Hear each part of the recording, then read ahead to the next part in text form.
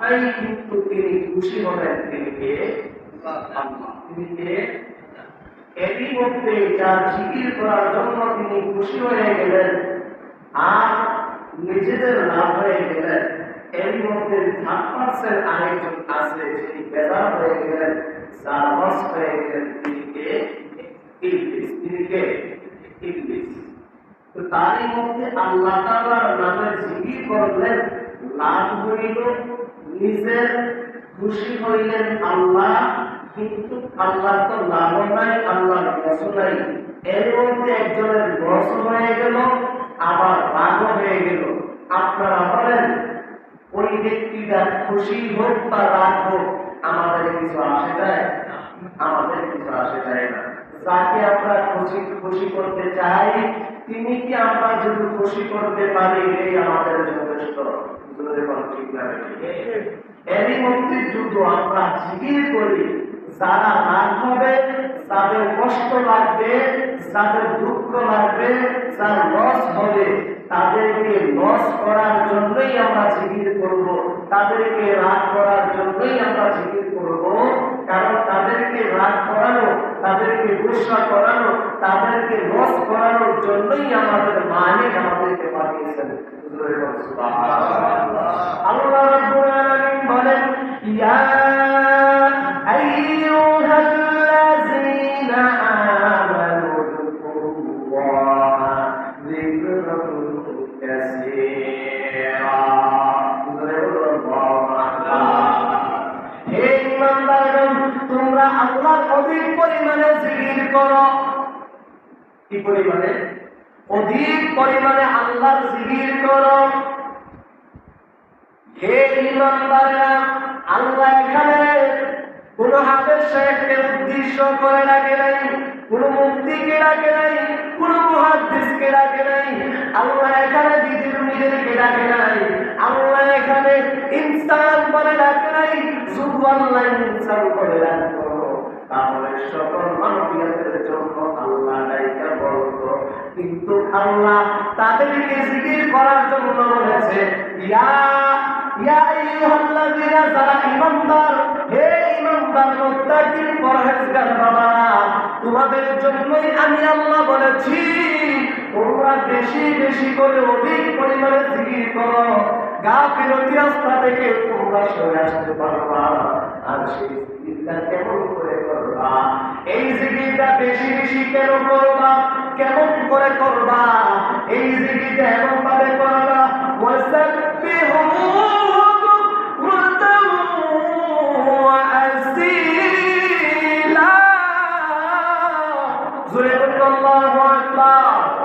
আল্লাহ রাব্বুল আলামিন বলেন, ওয়াসাব্বিহু বুকরাতাও ওয়া আসীলা। আর তোমরা কেমন করে কখন কখন জিকির করবা জানো? জিকিরটা করবা সকাল ও সন্ধ্যায়। আমরা আল্লাহ রাব্বুল আলামিনের তোমরা সকাল সন্ধ্যায় সর্বক্ষণে তোমরা আল্লাহ জিকির করো। জয় করবা সুবহানাল্লাহ।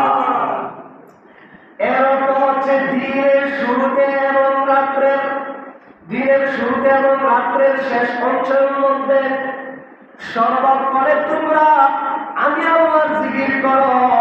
সেই সম্পর্কে সর্বসময়ে তার পবিত্রতা বর্ণনা করো। তার পবিত্রতা অর্জন করো। ওই মালিকের, যেই মালিক তোমাকে বানাইলেন। আপনারা বলেন, আমাকে আর আপনাকে দুনিয়ার জন্য বানাইছেন কে? কে বানাইছেন? আল্লাহ বানিয়েছেন না আমরা ইচ্ছা চাইছি?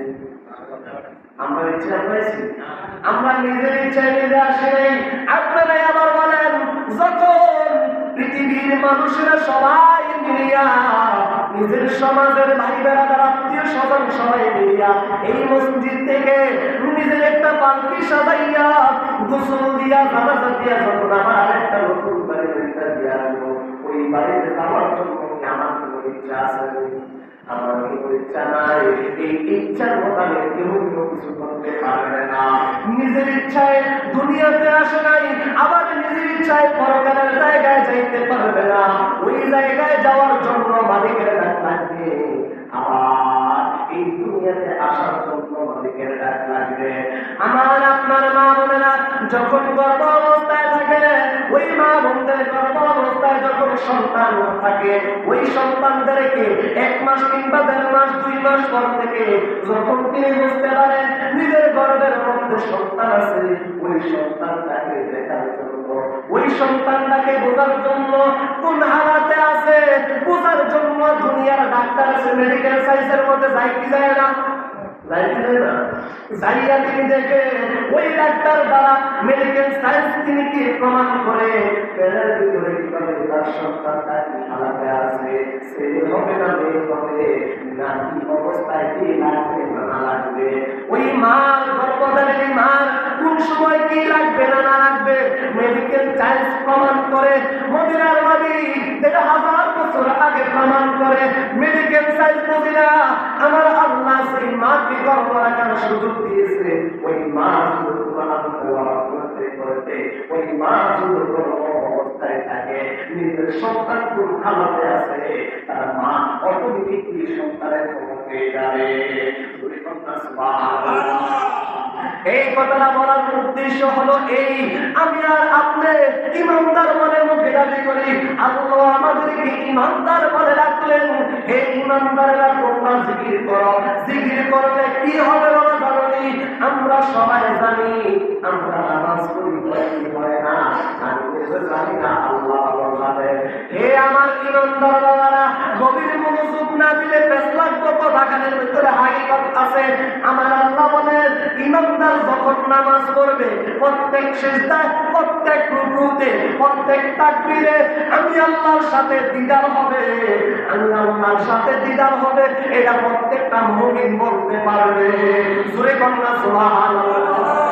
ওই ইমানদার শুধু ইমান মজবুত করে একটা সিজদা লাগায়া দেয়, ওই ইমানদার শুধু ইমান ঠিক করিয়া শুধু ইমানকে মজবুত করিয়া তাকবীর তাহরিমা হাজদা দেয়, মানতে দেরি আমি আল্লাহ ওয়াহিদিয়ান শুরুতের মধ্যে আমি আল্লাহ তার সশরীরের দিকে হাজির হইতে দেরি করি না। সুবহানাল্লাহ। এখানের মধ্যে হাকিকত কি বাবা জানেননি? এই হাকিকত হচ্ছে আল্লাহ রাব্বুল আলামিন এরপরে যে দেখেন সূরাতুল নিসার মধ্যে, সূরাতুল নিসার 103 নম্বর আয়াতের মধ্যে বলেন ফাইযা কাদাইতুমুস সালাত, বলে আল্লাহু আকবার। ও ইমানদারেরা, আর যখন তোমরা সালাত, যারা আলেম আছে তারা বুঝতে পারবে, আপনারা লক্ষ্য করে বুঝবেন। ফাইদা কাদাইতুমুস সালাত, সালাত তো কি? নামাজ। সালাত কি? নামাজ। সালাত হচ্ছে নামাজ। ও ইমানদাররা শুনো, আর যখন তোমরা সালাত সম্পূর্ণ করবে তাড়াতাড়ি করার সময় সকলের সময়গুলো তোমরা তখন দাঁড়িয়ে বসে করার সময় তোমরা অহরহ ভাবে আমি আল্লাহ জিকির করো। এই জিকিরের মাধ্যমে তোমরা আরেকটা জিনিস পাইবা, কিয়ামান ওয়া কুউদান ওয়া আলা কুলুবিকুম। আর আল্লাহকে স্মরণ করবে, যখন তোমরা আল্লাহকে স্মরণ করবা তখন তোমরা পরস্পর ভাবে পরস্পর অনুযায়ী তোমরা তোমার আল্লাহকে পাইতে পারবা। এতক্ষণ আমি সেই কথা খালি বললাম, তাহলে কথা সত্য না মিথ্যা? এটাকে আমি বলছি। তাফসীরে জালালউদ্দিন সুয়ুতীর মধ্যে 1 নম্বর খণ্ড 1 নম্বর থেকে 5 নম্বর, যে 5 নম্বর 4 নম্বর পারার মধ্যে সূরাতুল নিসার 103 নম্বর আয়াতে তিনি ব্যাখ্যা করতেছেন, বলতেছেন শুধু তোমরা সালাত কায়েম করো, এই সালাতের পরে শুধু তোমরা আমি আল্লাহকে অনুসরণ করো, আমি আল্লাহকে তোমরা কল্পনা করো, ভাবো, জপতে জপতে তোমরা কি করবে? আমি আল্লাহকে তোমরা দেখতে পাইবে, এমন ভাবে দেখতে পারবা।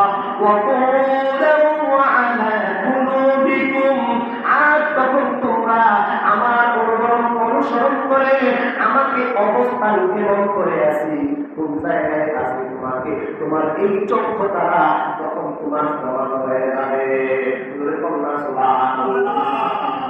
নিরাপদ হবে তখন যখন তোমরা সালাত করবে। দেখতে পাবা কখন? যখন তোমরা সালাত করবে। এখন আমরা ফজর পড়লে, জোহর জোহর পড়লে আসর নাই, আসর পড়লে মাগরিব নাই, যদিও 5 ওয়াক্ত করি, মসজিদের ভিতর থেকে বাইরে যায় মানুষের সমালোচনা। এই নামাজ দিয়া তো বাবা ইমান পাওয়া যায় না, আর এই নামাজ দিয়া তো আল্লাহর সাথে সাক্ষাৎ হয় না। এই জন্য আমার আল্লাহকে মিথ্যা কথা বলে, আল্লাহর কথা তো সত্য। আল্লাহকে পাওয়া যাবে, আল্লাহকে পাওয়া যাবে, আল্লাহ নিজে ঘোষণা করে। এইবার দেখেন বাবা, আল্লাহকে পাওয়া যাবে কি যাবে না, যিনি এই গ্রন্থ করেছেন, কোরআনকে তাফসীর করেছেন, জালালউদ্দিন সুয়ুতী বলেন, আমি আমার নবীকে 75 বার আমার কবরে করে আমি দেখলাম।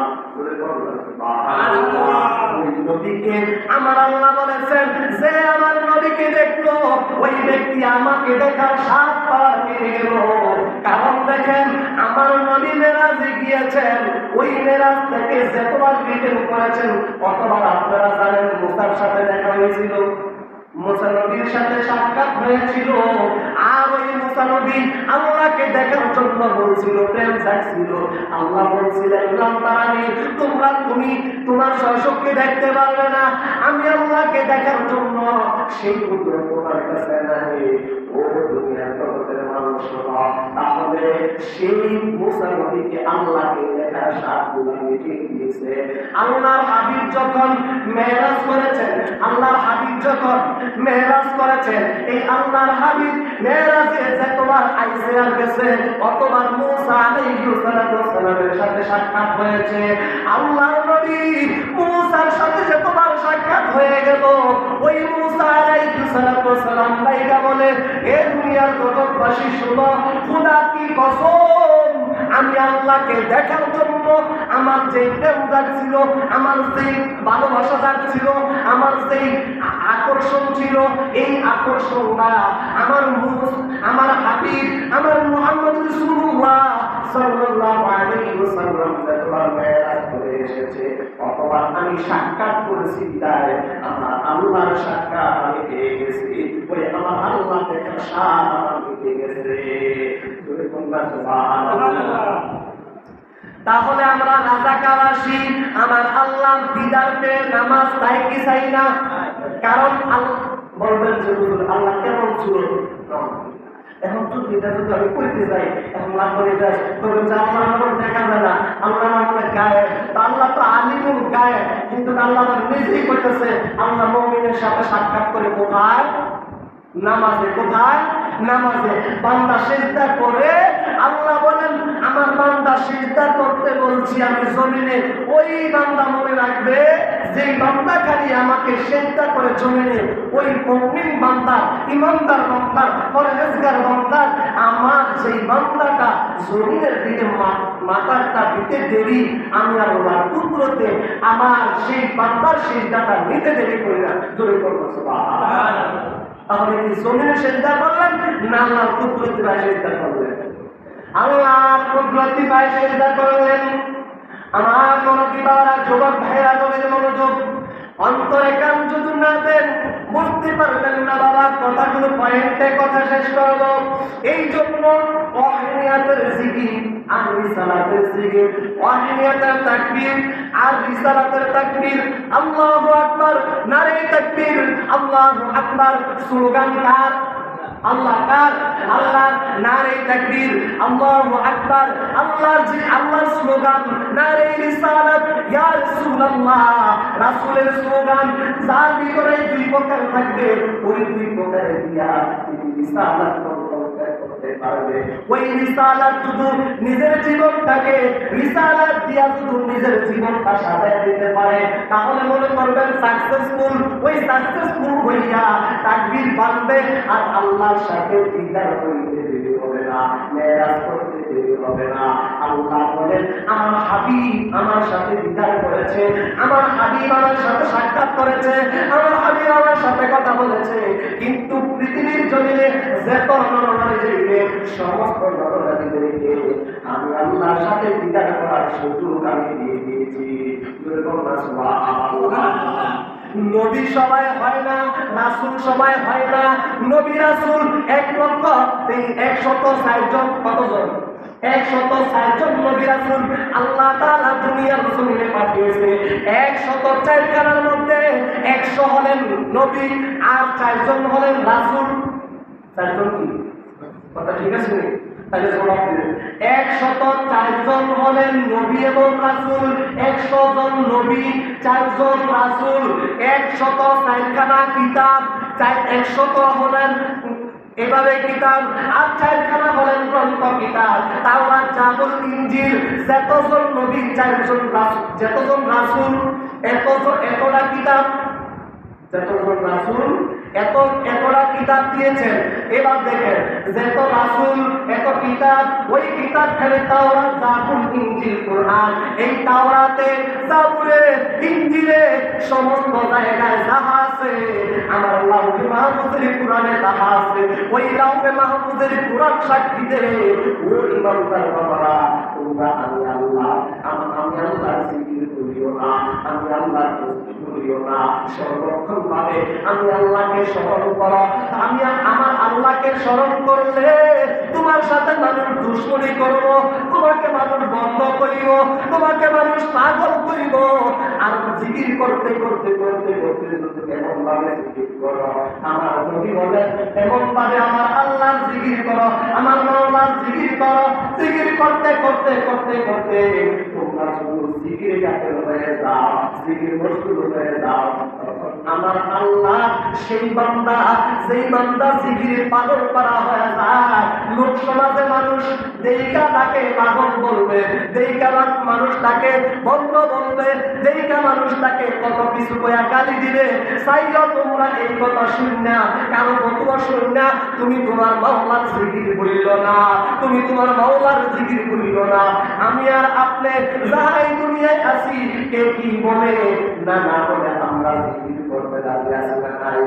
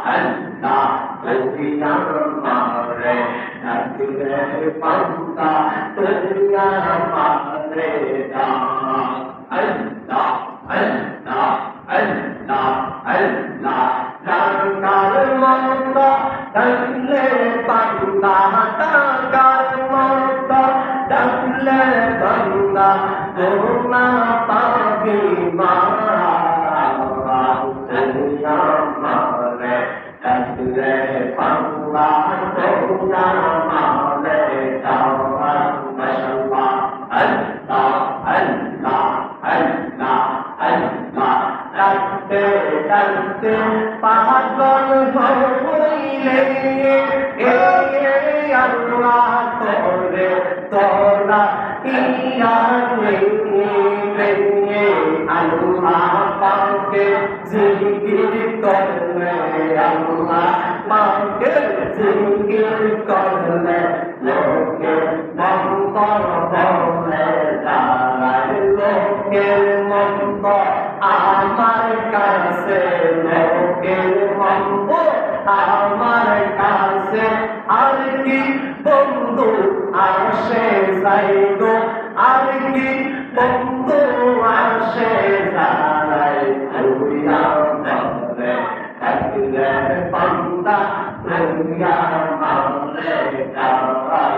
আল্লাহ আল্লাহ আল্লাহ আল্লাহ আল্লাহ।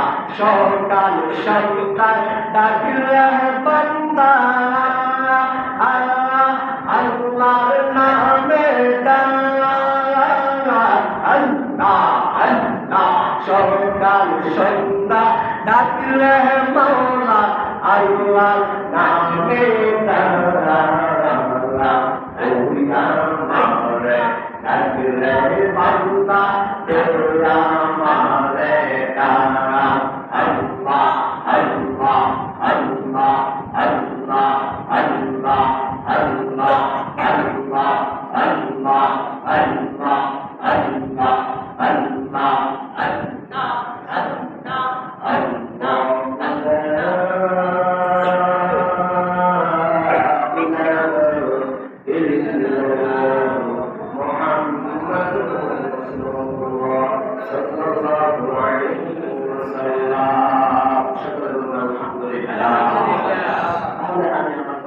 জিকির করলাম, তাতে কোনো কেউ খুশি হোক, কে বেজার হোক, কেউ কোন মাসালা দেখ, কেউ কোন হাদিস দেখ, তাতে আমার কোনো চাওয়া আসা চাই না। আমার আল্লাহ বলেছেন, যদি কোনো বান্দা আমাকে এক একটা ভাবে স্মরণ করে, আমি তাকে এক একটা স্মরণ করি।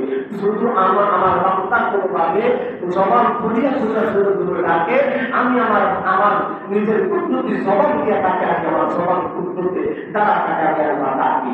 আমি আল্লাহ সেই বান্দা আমাকে মনে মনে স্মরণ করে, আমি আল্লাহ তাকে মনে মনে স্মরণ করে।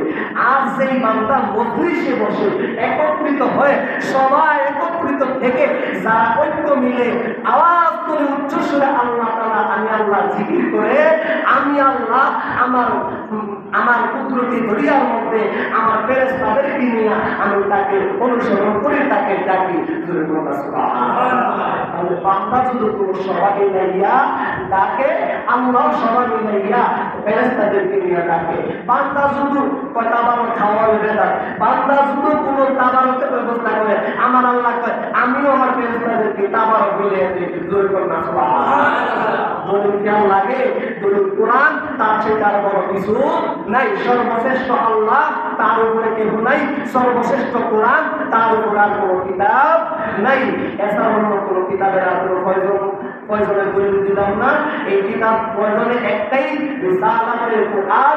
নারে তাকবীর, নারে রিসালাত। তাকবীর স্লোগান চলবে কি চলবে না? চলবে। এই জন্য আমরা আল্লাহ রাব্বুল আলামিন যেন আমাদেরকে কবুল করে, আমিন।